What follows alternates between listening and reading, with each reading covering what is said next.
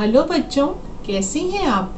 आशा है घर में बहुत अच्छी तरह से वक्त बिता रहे होंगे और अपने छोटे भाई बहनों के साथ रूठना मनाना भी चल रहा होगा। ऐसे ही आज मैं आपके साथ एक बच्चे की कहानी साझा कर रही हूँ जिसका नाम है बड़ा आदमी। एक परिवार में माता पिता अपने बच्चे को बहुत मेहनत से पढ़ाने की कोशिश कर रहे थे और बच्चा अपने धनी मित्रों के महंगे मोबाइल, घड़ियां आदि देखकर हमेशा मम्मी पापा पर झुंझलाता हुआ आता था। एक दिन उसको मोटरसाइकिल लेने की धुन सवार हो गई। पापा ने समझाया उनके पास पैसे नहीं हैं, लेकिन वह ना माना। बहुत गुस्सा हो गया और गुस्से में घर छोड़ने को तैयार हो गया। गुस्से में उसने पापा के जूते पहन के निकल गया। उसको पता ही नहीं चला, मन ही मन बड़बड़ाता रहा, नहीं आऊंगा वापस, कभी वापस आऊंगा जब बड़ा आदमी बन जाऊंगा। अगर मुझे मोटरसाइकिल नहीं दिलवा सकते तो इंजीनियर बनाने के सपने क्यों देखते हैं। गुस्से में उसने पापा का पर्स भी उठा लिया था जिसे पापा किसी को हाथ नहीं लगाने देते थे। वह सोच रहा था पर्स में पैसे होंगे, हिसाब किताब की डायरी होगी, पता चल जाएगा पापा ने कहाँ कहाँ पैसे बचा कर रखे हुए हैं। अभी थोड़ी दूर सड़क तक ही पहुंचा था, उसको पैर में कुछ चुभने लगा। उसने पाँव उठाकर देखा, जूते में कील निकली हुई थी। गुस्से में था, जैसे तैसे आगे बढ़ना शुरू किया। थोड़ी देर के बाद मुझे कुछ गीला लगने लगा। देखा सड़क पर पानी गिरा हुआ है। पाँव उठाकर देखा, जूते का तल्ला टूटा हुआ था। जैसे तैसे लंगड़ाता हुआ बस स्टॉप तक पहुंचा। बड़ी देर तक बस का इंतजार किया, लेकिन बस नहीं आई। उसने सोचा पापा के पर्स की तलाशी ही ली जाए। उसने पर्स खोला, उसमें से एक पर्ची दिखाई दी।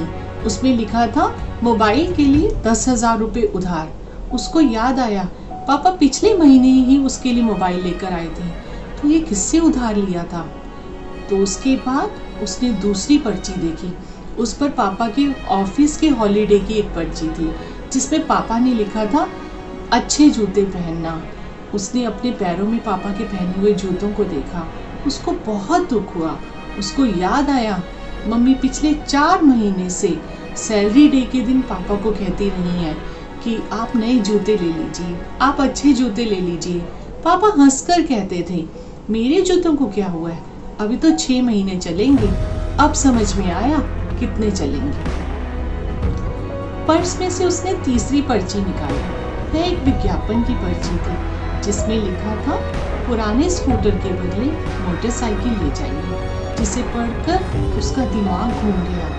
अच्छा, तो पापा अपना स्कूटर बेचकर मेरे लिए मोटरसाइकिल। वह दौड़कर घर की तरफ भागा और वहां पर न पापा थे न स्कूटर। अब उसे समझ में आया पापा कहाँ गए हैं। वह मोटरसाइकिल एजेंसी की तरफ भागा। पापा वहीं थे। रोते रोते पापा को गले लगा लिया और आंसुओं से उनके कंधे को भिगो दिया। कहने लगा पापा नहीं चाहिए मोटरसाइकिल, मुझे मोटरसाइकिल नहीं चाहिए। आप नए जूते ले लीजिए, आप नए जूते ले लीजिए। मुझे बड़ा आदमी तो बनना है लेकिन आपके जैसा। मुझे बड़ा आदमी तो बनना है लेकिन आपके जैसा। प्यारे बच्चों, आशा है आपको ये कहानी पसंद आई होगी।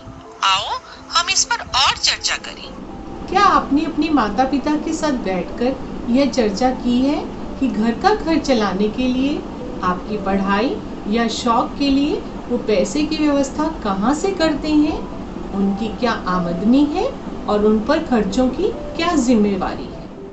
यदि मैं अपने बचपन के बारे में याद करूं, तो मुझे याद आता है कि मैंने अपने मम्मी पापा से घर के खर्च से संबंधित कभी कोई चर्चा नहीं की। लेकिन हाँ, मैंने अपने पापा को महीने का बजट बनाते देखा है, जिससे मुझे ये पता चल जाता था कि हमारे घर का खर्चा कैसे चलता है और हमारी परिस्थितियाँ कैसी हैं।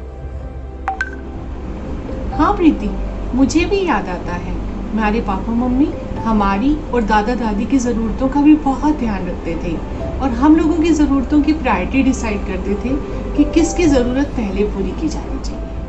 माता पिता इतनी मुश्किलों के बाद भी अपने बच्चों को क्यों पढ़ाना चाहते हैं? आजकल माता पिता पढ़ाई के महत्व को समझने लगे हैं, क्योंकि माता पिता अपने जीवन में अपने और अपने पढ़े लिखे साथी परिवार में अंतर को देख रहे हैं और समझ पा रहे हैं कि पढ़ाई ही ऐसा साधन है जिससे बच्चों के सपने जो हैं वो पूरे हो सकते हैं। वो ये जान रहे हैं कि ये सपने पूरे होने में समय जरूर लग सकता है, लेकिन फल बहुत मीठा देते हैं। प्रीति, मैं आपसे पूरी तरह सहमत हूँ। हमारे पास ऐसे कई एग्जाम्पल हैं, जैसे मिसाइल मैन अब्दुल कलाम जी, लाल बहादुर शास्त्री जी, जिन्होंने पढ़ लिख कर अपने सपनों को साकार किया।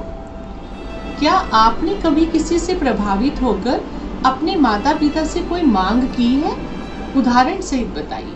हाँ, कभी कभी अपने दोस्तों को देखकर सुंदर ड्रेस लेने की मैं भी जिद करती थी।